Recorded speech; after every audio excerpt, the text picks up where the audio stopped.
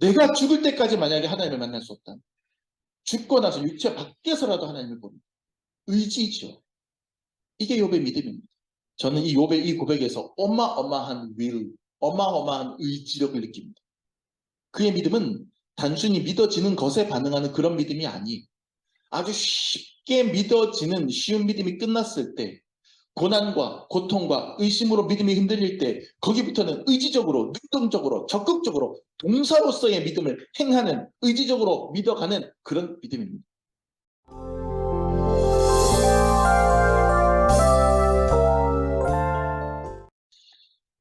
일단 오늘은 이태원 참사를 겪은 슬픔 당하신 분들 주님의 이름으로 가족들이 지금 제 설교를 듣지 못하겠지만 아무튼 우리 공동체가 모두 다 함께 그분들을 위로하고 명복을 빕니다. 보통 이런 이해할 수 없는 고통, 슬픔을 겪은 사람들에게 읽어주는 성경이 욥기 성경이죠. 이태원 참사, 12구 참사와 맞물려서 좀 특별한 감정으로 그 말씀을 준비했어요. 욥의 상황이 어떤 상황입니까? 욥은 구스 지방에 살던 당대 의인으로 부자였어요. 굉장한 부자였습니다. 그 지역의 유지였고 다산의 복을 받아서 자녀들이 굉장히 많았고 무엇보다도 하나님을 너무너무 잘 믿는 믿음의 사람이라 하나님께 그냥 수시로 예배 제사 드리고 헌금 잘하고 주변의 어려운 이웃들 잘 돕고 베풀고 마음속에 더럽고 추악한 생각 품으려고 하지 않고 거룩하고 경건하게 살았던 사람이기 때문에 하나님께서 저 땅에서 욥처럼 의로운 사람을 본 적이 있느냐, 하나님께서 이렇게 평가할 만큼 훌륭한 사람이었습니다. 그런데 그랬던 욥에게 시험이 닥쳤습니다. 사탄이 욥의 신앙을 흔들어 보려고 욥에게 시험을 내리는 것이죠. 그래서 한날 한순간에 욥의 재산이 싹 다 사라지고 또 한 날 한순간에 한 군데 모여있던 자신의 자녀들이 모두 다 건물이 무너져 내려서 다 깔려서 죽어버립니다. 자녀들이 싹 다 죽어버려요. 재산도 다 날아가고 사랑하는, 눈에 넣어도 아프지 않은 자식들이 다 죽은 상황에서 욥이 너무너무 절망에 탄식하는데 욥의 몸에 병까지 생겨버립니다. 악성 종양이 생겨서 한시라도 몸을 벅벅 긁지 않으면 견딜 수가 없는 피부병. 극심한 피부병에 벌거벗고 앉아서 기왓장으로 자기의 몸을 벅벅 긁으면서 먼지 날리는 그 바닥에 앉아서 눈물을 펑펑 쏟으면서 그러고 있는 그 남편의 한심한 모습을 바라보면서 아내가 떠나가죠. 왜 그렇고 사니 이 인간아. 네가 믿는 하나님이 이렇게 하셨니? 네가 그렇게 잘 믿는 하나님이 이렇게 하셨어? 차라리 네가 믿는 그 하나님을 욕하고 죽어버려라. 그런 악담을 훅 던지고 아내가 떠나버리죠. 아내도 떠나버리고 자식들도 다 죽고 재산을 다 잃고 온몸에 차라리 죽으면 좋을 텐데 죽을 수도 없어. 온몸에 있는 고통, 그 고통만 겪으면서 눈물 짓고 있는 욥에게 오랫동안 알고 지냈던 친구들 몇 명이 찾아옵니다. 욥의 어려움을 듣고 너무 가슴이 아프고 억장이 무너져 내리니까 위로하겠다고 친구들이 손잡고 찾아와요.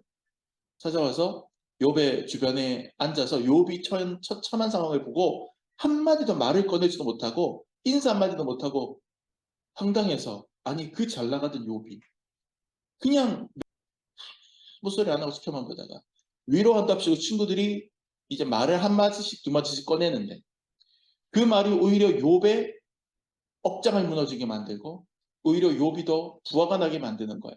친구들이 계속해서 얘기하는 거예요. 너 뭔 잘못 저질렀냐 하는 것 같아요.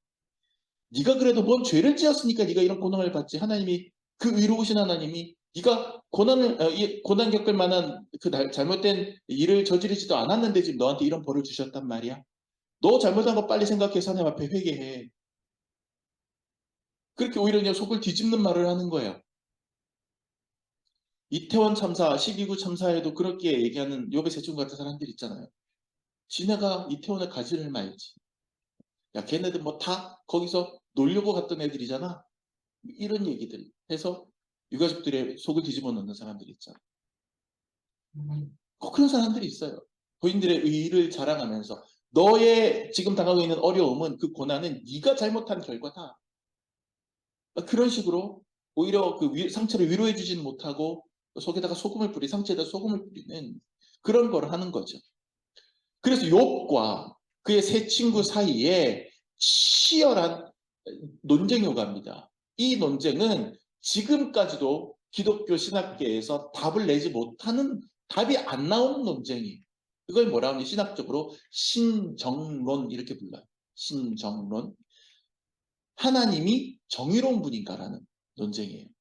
그러니까 발을 정자를 쓰면 하나님이 정의로운가 이거고, 발을 정자가 아니고 정치할 때 다스린다는 그 정자를 쓰기도 하는데, 그렇게 되면 하나님의 다스림에 대한 의문, 뭐 이렇게도 되는 거예요. 한자를 이제 두 가지로 써요. 신정론이라는 말을.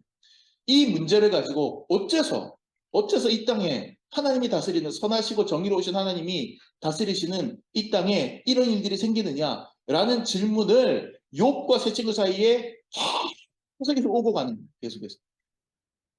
며칠 전에 우리 막내가 뜻밖의 질문을 툭 던졌어요.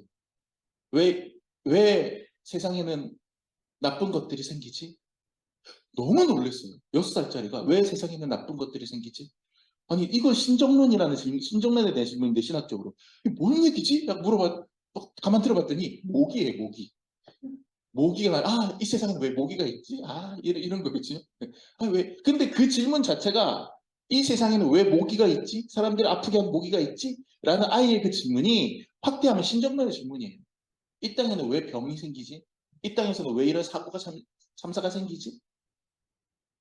그 질문을 욥과 세 친구가 계속해서 그 욥기 그 긴 몇십 장 되는 그 내용 내내 주고받는 토론의 내용이 욥기예요. 그런데 거기에 대해서 명확하게 이렇다 저렇다 결론을 내지 않아요. 욥기도. 어떻게 결론이 나는지 알아요? 마지막에 폭풍 중에 하나님이 딱 나타나요. 나타나면서 욥을 위로해주지 못했던 욥의 친구들을 혼을 내요. 너희들의 논리가 욥의 논리처럼 합리적이지 않다. 그러면서 막 혼을 내고 벌을 줘요. 그리고는 욥한테, 욥아 네가 이겼다 안 해요. 하나님. 욥한테도 너도 뭐가 잘났다고 그렇게 떠들어. 욥이 했던 얘기에 대해서 하나님이 뭐라고 하세요? 그러면서 야, 내가 이 세상을 지을 때, 이 세상을 별을 달 때, 이 지구를 만들 때 네가 그때 여기 있었니? 네 생각으로는 이해하지 못하는 게 나의 세계야. 나의 다스림이야. 이 얘기를 하는 거야. 하나님. 결국 욥한테. 그래서 욥이 하나님이 나타난 걸 보고 제가 입을 닫겠습니다. 이렇게 얘기를 해요. 더 이상 이 문제에 대해서 논쟁하지 않겠습니다. 그 모습을 보고 하나님께서 욥에게 새로운 자식들을 주시고 재산도 회복시켜 주시고 이렇게 했다는 것을 욥기의 얘기가 끝나는 거예요. 이게 대략적인 욥기의 스토리입니다. 자, 근데 이 고난을 당했던 그 순간의 욥의 심정을 여러분 한번 생각을 해보자고요. 분노와 상처 중에, 그 고통 중에 욥을 정말 정말 괴롭혔던 거는 어쩌면 자기의 몸에 생긴 그 피부병, 그 간지러움, 그게 아니었을 수 있어요. 자식을 잃은 고통, 정말 하늘이 무너지는 슬픔이겠지만 그것보다 더한 고통이 있을 수 있어요. 그게 뭐냐 하면 내가 그렇게 믿고 내가 그렇게 믿고 내가 그렇게 믿고 그렇게 의지하고 그렇게 의지하고 그렇게 또 의지했던 하나님에 대한 혼란스러운 감정. 그렇게 믿었는데 그렇게 믿었는데 어째서 금쪽 같은 내 새끼들 한 번에 저렇게 고통 겪으면서 죽어가야 하는가? 하나님 살아계실까? 살아계시다면 그분은 정의로운 분이 맞을까? 살아계시고 정의로우시다면 능력 있는 분은 맞을까? 그런 질문들과 의심들이 욥의 머릿속에 들어오지 않았을까요? 또 그런 동일한 질문들이 욥의 친구들의 머릿속에 있지 않았을까요? 욥이 인간인 이상 분명 그런 의심이나 질문들과 저는 싸웠을 거라고 생각을 합니다. 사람이니까. 실제로 바로 욥의 아내도 바로 그 질문을 욥한테 툭 던지고 그 하나님에 대한 의심을 이기지 못하고 하나님을 떠나가잖아요. 욥을 떠나가는 하나님 떠나가는 거잖아요. 그렇다면 그와 같은 의심과 그와 같은 질문을 욥도 했을 거예요. 다만 욥은 무엇이 달랐느냐? 욥은 그 의심과 그 질문들이 생겨났지만 그것들을 이겨내고 극복해낸 것이죠. 의심을 이겨내고 끝까지 하나님 향한 믿음을 지켜낸 것이죠. 그게 치열한 내적 투쟁의 결과였다. 이렇게 보는 겁니다. 여러분, 믿는다라는 말이 있죠. 믿어진다라는 말도 있어요. 능동태와 수동태의 차이입니다. 둘 다 문법적으로는 틀리지 않아요. 그런데 우리가 믿는 기독교 신앙의 신이 믿으실 자잖아요. 기독교 신앙이 믿음이라고 하는 차원에서 볼 때 우리의 믿음은 믿어지는 걸까요? 아니면 믿는 걸까요? 믿어지는 것 같아요? 아니면 그냥 내가 믿는 것 같아요? 이런 생각 해본 적 없으세요? 나만 해봤나? 난 옛날부터 이런 고민 많이 했었는데 하나님을 믿는다고 하는데 예수 믿는다고 하는데 이건 믿어지는 걸까? 아니면 내가 믿는 걸까? 사실 답은 둘 다입니다. 둘 다예요. 자, 먼저 믿어지는 것에 대해서 생각을 해봅시다. 저는 우리 아들들한테 가끔 옛날 프로야구 얘기를 해줍니다. 처음에는 제가 해줬는데 얘네들이 관심이 있으니까 자꾸 물어봐요. 무슨 일이 있었냐, 어떤 일이 있었냐, 뭐, 그러면 제가 또 눕혀놓고, 옆에 눕혀놓고, 1시간씩, 2시간씩 제가 입에서 침을 튀기면서 코에서 단내가 나도록 얘기를 해줍니다. 프로야구 선수들과, 프로야구 룰과 얘기를 해주고, 그러면 옆에서 제가 그걸 보고 고개를 절레절레 흔듭니다. 와, 제 애가 아빠한테 질문했을 때는 간단하게 한 5분 설명해 달라는 대로 질문을 했을 텐데, 그런 애를 옆에 붙잡아 놓고 2시간을 떠드냐. 와, 징하다, 징해. 이런 얼굴이에요. 딱 보면 표정이 싹 보이거든요. 그냥 좀 같이 살다 보니까. 하여튼, 그렇게 막 해요. 그럼 저는 아이들한테 그때 우리 아이들이 이 세상에 아직 태어나기도 전에 혹은 아이들이 아직 한참 어렸을 때 있었던 프로야구의 영웅들 이야기를 들려줍니다. 최동원 선수와 선동열 선수가 세 번째 맞대결을 해서 연장 10몇 회까지 팔이 부서져라 던지면서도 자존심 때문에 내려가지 않고 맞대결했던 이야기. 이런 거. 백인천 선수가 감독하면서 선수로도 같이 뛰면서 프로야구 유일하게 사활을 쳤던 그 시즌 이야기. 미국에서 뛰던 박철순 선수가 한국에 와서 세상에 22연승이라고 하는 대기록가 지금도 깨지지 않는 대기록을 세웠던 이야기. 뭐 이런 이야기들을 막 들려줘요. 근데 그 이야기를 듣고 나서 우리 아이들이 단 한 번도 아빠의 이야기가 뻥이라고 의심하지 않아요. 뻥이라고 의심하지 않아. 얘기하는 족족 우와 우와 우와 얘기하는 족족 다 믿어지는 거예요. 귀를 쫑긋 세우고 듣고 딱 들은 다음에 이거 아빠가 다 지어낸 거지? 이렇게 묻지 않아요. 믿어지는 거예요. 가끔 그렇게 진짜? 진짜? 이거는 믿겨지지 않아서 진짜 하는 게 아니라 놀라서가 하는 얘기죠. 예. 왜요? 아빠를 믿으니까. 아빠가 해준 옛날 이야기를 믿는 거예요. 이게 바로 믿어지는 거예요. 아빠가 1984년에 혼자서 한국 시리즈에서 4승을 올린 최동원 선수의 무쇠팔에 대해서 이야기할 때 우리 아이들이 그 얘기를 들으면서 아빠가 하는 말이니까 지금 전혀 믿기지 않지만 어떻게든 우리는 믿어야 돼. 반드시 믿어야 돼. 의심하지 말고 믿어야 돼. 믿어야 돼. 이렇게 속으로 무한 반복 다짐을 하면서 제 얘기를 듣고 그걸 받아들이는 것 같으세요? 아니에요. 그냥 그거 들으면 우와, 하고 믿어지는 거예요. 그렇게 그냥 믿어지는 것들이 있어요, 세상에는. 아빠 엄마가 아이들을 품에 안고 사랑해 라고 말할 때 아이들이 그 말을 전적으로 믿어요. 씩 웃어요. 한 번도 그걸 의심하는 반응을 본 적이 없어요. 전 아이들 키우면서 얘들아 사랑해, 누구야 사랑해, 우리 아이들 얘기할 때 아닌 것 같은데? 이렇게 얘기한 적 없었어요, 애들이. 씩 웃으면서 나도 사랑해 이러든지. 그걸 믿는데 노력이 필요하지 않아요. 그냥 믿겨져요. 믿어지는 게 있어요. 하나님을 향한 믿음도 그런 게 있어요. 내 마음과 내 생각이 전적으로 믿어질 때가 있어요. 기도할 때 뜨거워진다거나 은혜로운 설교 말씀을 들었다거나 삶으로 체험했다거나 그럴 때는 하나님의 말씀과 약속이 그냥 믿어져요. 기도할 때 막 뜨거워지고 찬양할 때 교회를 교회되게 예배되게 막 뜨겁게 찬양해서 마음이 뜨거워졌을 때 그때 하나님께서 내 마음속에 메시지 주시면 그거 나한테 믿어져요. 노력이 필요 없어요. 그냥 뜨거워요. 믿어져요. 예수님이 소경을 눈을 뜨게 하고 안전뱅이를 일으키셨다고 해도 오늘날 전 세계를 돌아다니면서 병원마다 찾아다녀도 그런 기적을 볼 수 없어도 예수님이 하셨다는 그 말씀이 믿어지는 거예요. 뜨거우니까. 예수님과 나와 사이에 인격적인 관계가 형성이 되니까. 내가 성령 받았으니까 믿어져요. 옆에서 사람들이 아무리 믿지마 해도 그냥 받아들여지고 믿어질 때가 있어요. 그럴 때가 있어요. 뜨거울 때 그래요. 이때 믿음은 그냥 아주 놀라운 선물처럼 그냥 우리에게 주어져요. 별 어려움 없이 그게 돼요. 자, 그런데 문제는 이렇게 그냥 말만 하면 믿어지는 상황이 늘 있지는 않다는 데 있어요. 살다 보면 우와 믿었는데 그대로 안 될 때가 있어요. 정말 믿어지지 않는 상황이 벌어질 때가 있어요. 비극적인 상황 앞에서, 해석되지 않는 불행 앞에서 우리는 그 전에는 저절로 믿어지고 받아들여졌던 하나님의 존재에 대해, 하나님의 선하심에 대해, 하나님의 전능하심에 대해 의심하게 되죠. 이 상황에서는 저절로 믿어지지 않아요. 바로 여기부터 뭐가 시작돼야 되느냐? 믿어지지 않는 순간부터 믿는 믿음이 시작돼야 돼요. 믿어지는 믿음이 있어요. 근데 그거는 우리의 모든 믿음을 포괄하지 않아요. 어느 때까지만 믿어져요. 근데 그 믿음이 더 이상 되지 않을 때가 있어요. 의심되고 혼란스럽고 내 마음이 흔들릴 때 그때부터는 믿어지는 믿음을 추구해서는 안 돼요. 거기부터는 내가 믿어요. 새로운 믿음의 더 깊은 차원이 그때부터 펼쳐지는 거예요. 사실은. 믿음의 찐맛, 진짜 맛이 거기부터 펼쳐지는 거예요.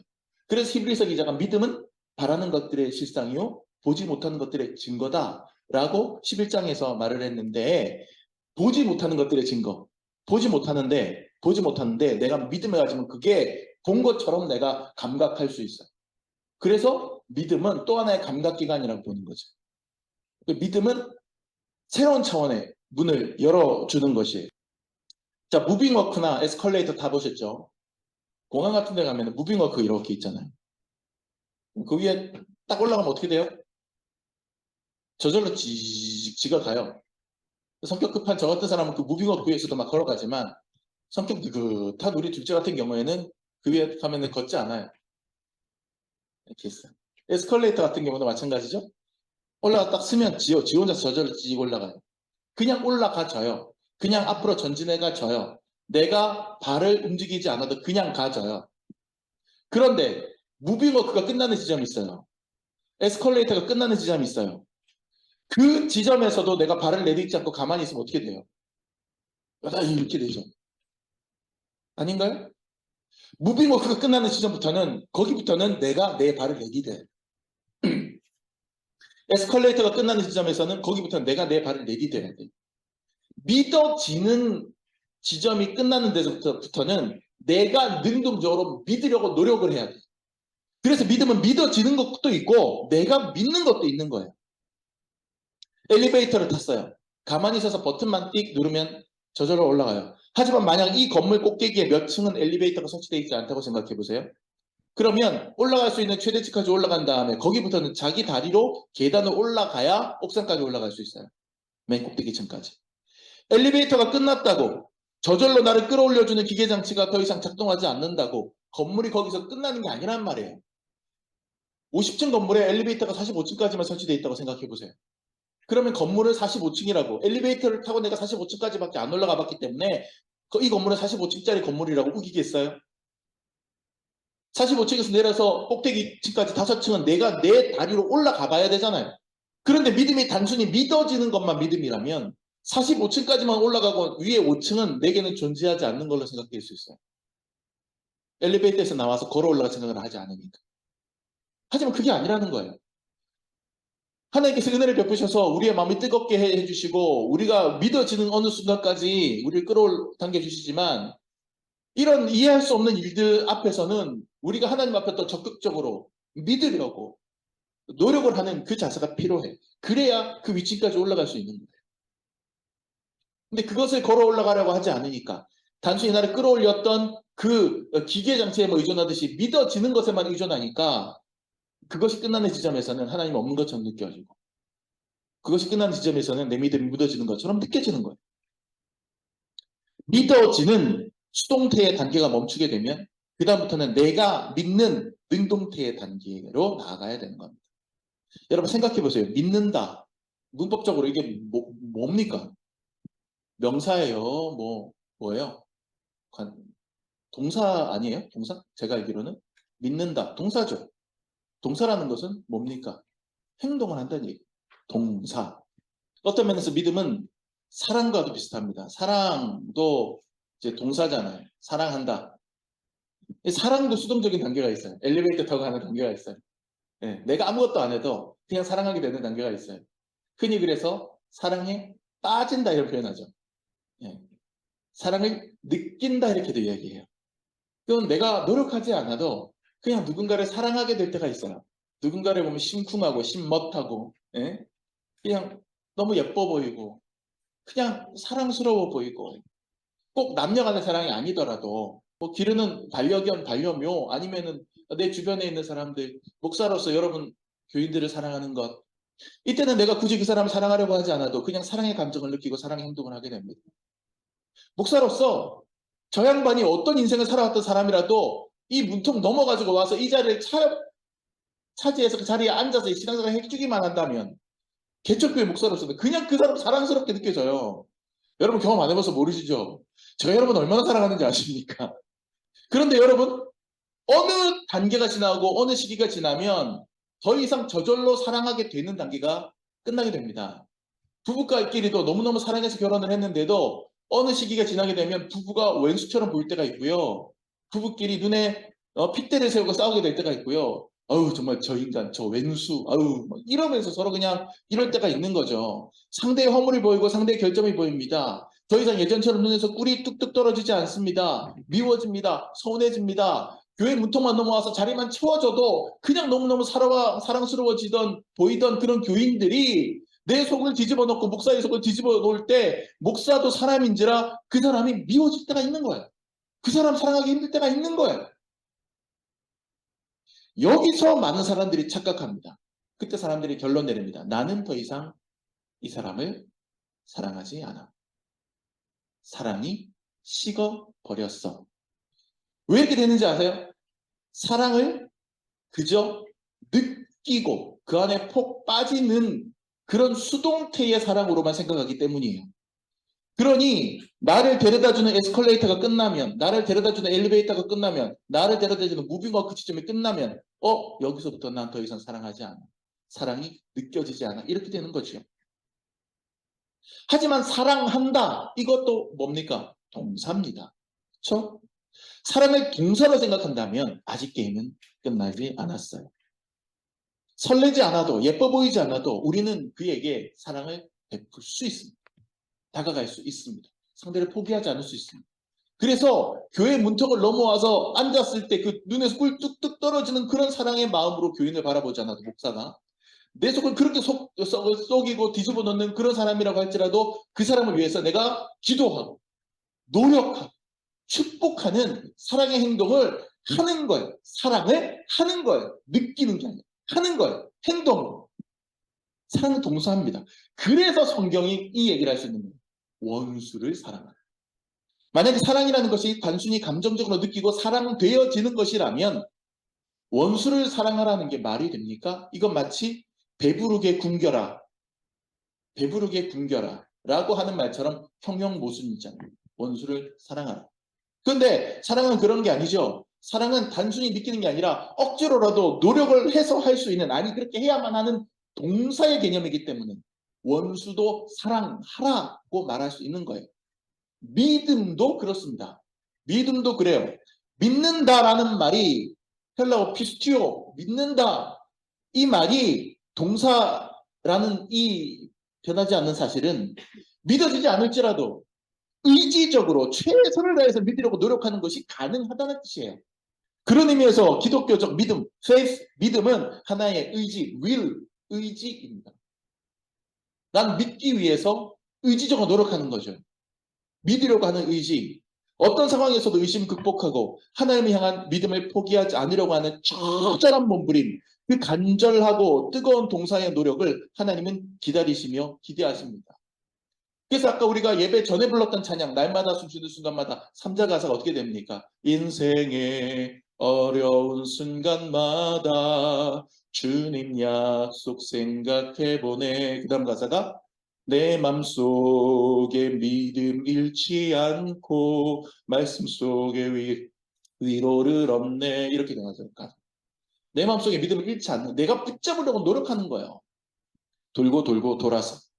다시 본문으로 와봅시다. 욥의 이야기로 돌아와 봐요. 아까 제가 설교 초반에 욥의 상황에 대해서 쭉 말씀드린 바와 같이 욥이 지금 처해 있는 형편은 도저히 하나님의 선하심을 믿을 수 없는 상황입니다. 하나님을 향한 믿음이 자동적으로 공급되고 자동적으로 충전되는 게 불가능한 상황이에요. 이 상황. 무빙워크, 에스컬레이터, 엘리베이터가 그냥 뚝 멈춰버린 상황입니다. 자식 한 명만 잃어도 억장이 무너지잖아요.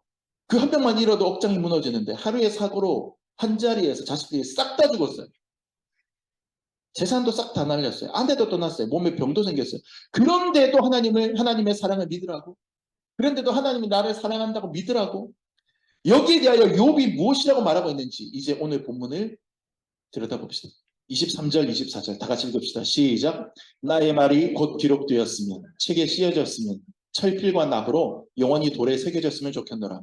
자, 이건 뭐냐면 욥이 지금 얼마나 고통스러우며 얼마나 힘든지 거기에 대한 이야기예요. 그러니까 욥이 바로 직전까지 자기 친구들하고 치열한 논쟁을 지금 펼치고 있는 상황이거든요.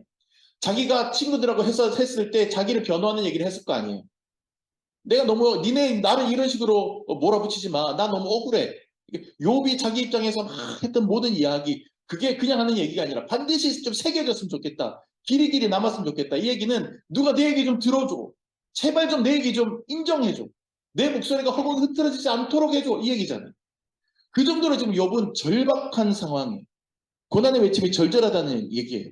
그렇게 절절한 슬픔과 억울함을 지닌 욥이 하나님을 원망하고 하나님을 의심하고 하나님께 등을 돌릴 것만 같은데 뜻밖에도 25절에서 뭐라고 얘기합니까? 25절 시작. 내가 알기에는 나의 대속자가 살아계시니 마침내 그가 땅 위에 서실 것이다. 나의 대속자가 살아계시니. 대속자는 구원자를 말하는 거예요. 나를 구원하실 분이 살아계시니. 이 대속자라고 하는 걸 이제 그 신약 성경에 나오는 예수님에 대한 예언이다 뭐 이렇게도 많이들 보는데 오늘 본문 자체의 내용만 놓고 거기까지 이제 나가기에는 해석이 좀 너무 나가는 것 같고 어쨌거나 욥 자신의 삶에서 언젠가 분명히 구원의 주님이 나타나 주실 것이다. 나의 대속자가 살아계시니 반드시 나타나실 것이다. 라고 하는 그 분명한 확신과 믿음을 욥은 놓지 않고 있습니다. 붙잡고 있어요. 욥기를 끝까지 읽어보신 분들은 알겠지만 실제로 욥기 끝부분에 이 대속자가 나타나십니까? 안 나타나십니까? 나타나시잖아요. 이 구원자가 나타나셔서 심판하십니다. 그리고 그의 억울함을 들어주십니다. 하지만 적어도 오늘 지금 욥이 고백하고 있는 이 본문의 시점에서는 전혀 그런 기미가 없었고 하나님은 침묵하신 하나님처럼 느껴지고 하나님은 마치 죽어있는 하나님처럼 느껴지는 그런 상황이란 말이에요. 욥의 고난만 상상하기 어려울 정도로 기하급수적으로 급증해 있는 그런 상태였단 말이에요. 하지만 그럼에도 불구하고 욥은 그런 상황 중에서도 분명히 자신의 구원자가 나타나 이 땅 위에 언젠가 우뚝 섰을 것이다. 그렇게 믿습니다. 그리고 그 믿음을 고백합니다.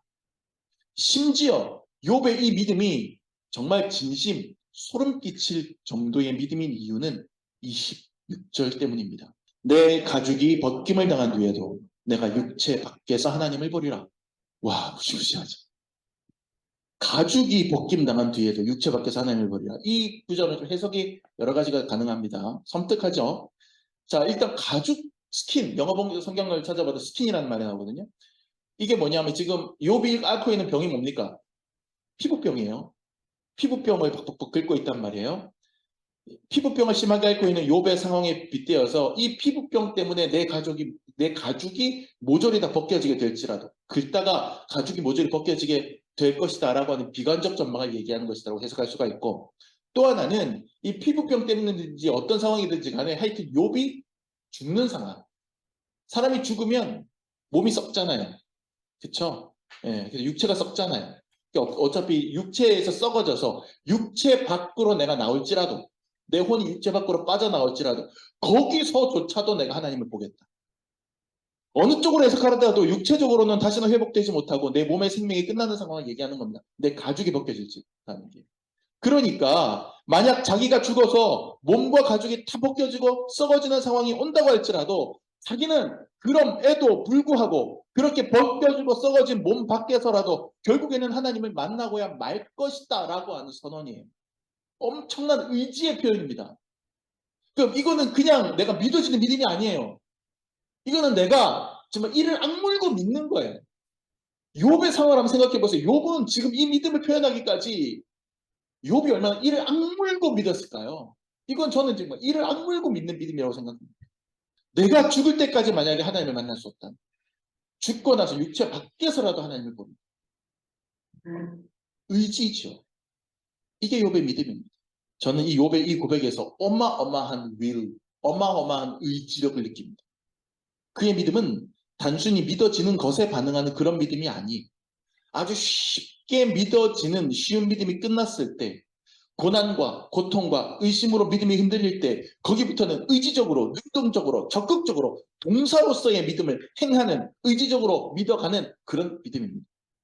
하나님, 어째서 내 자식을 살려주지 않으셨나이까라고 따져 물을 수 있습니다.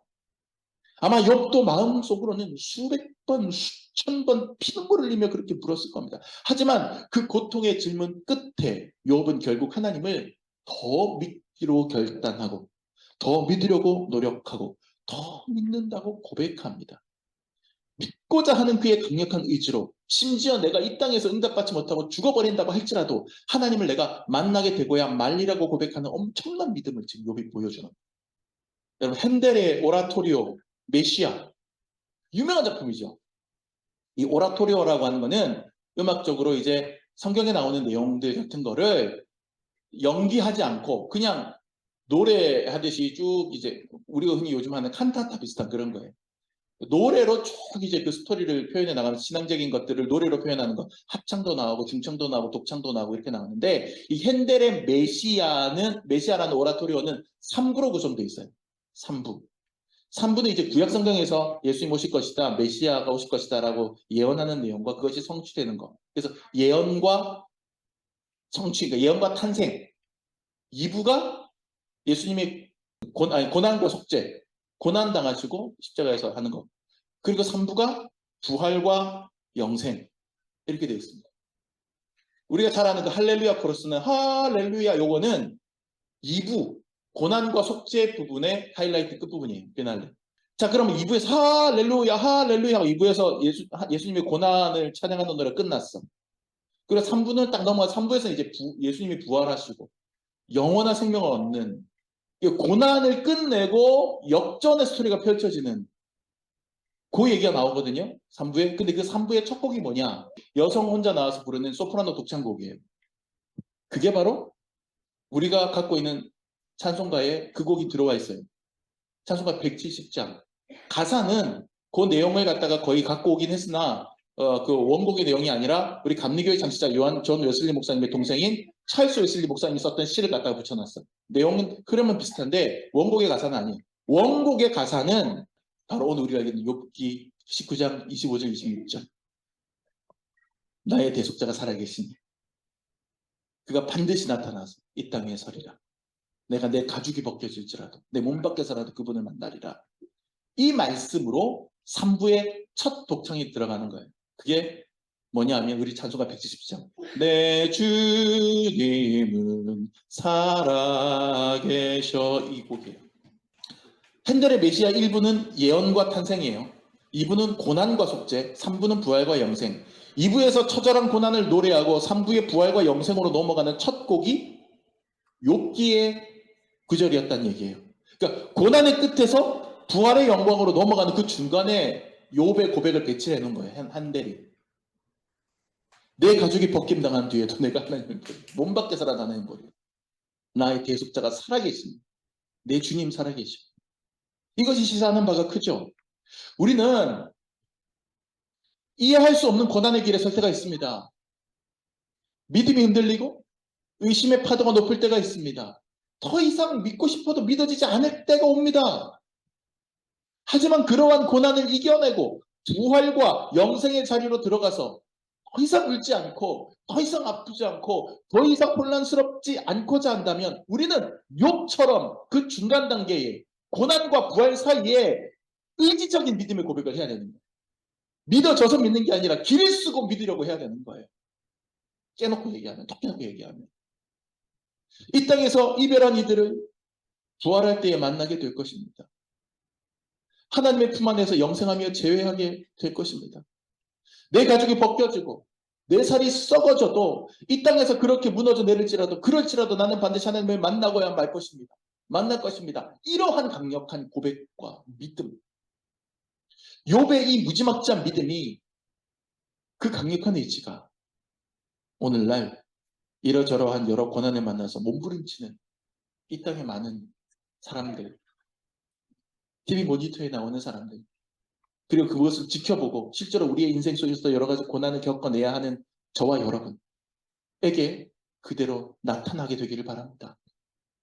그래서 그저 믿어지는 에스컬레이터에 타고 가는 그런 믿음이 아니라, 더 이상 믿어지지 않으면 차갑게 식어버리는 그런 그리스도인이 아니라, 에스컬레이터가 끝나는 곳에서 스스로 의지적으로 욥의 고백처럼 내 발을 움직여서 더욱더 능동적으로 믿고 또 믿으려고 노력하는 그런 저와 여러분이 되시기를 예수님의 이름으로 축복합니다. 기도하겠습니다.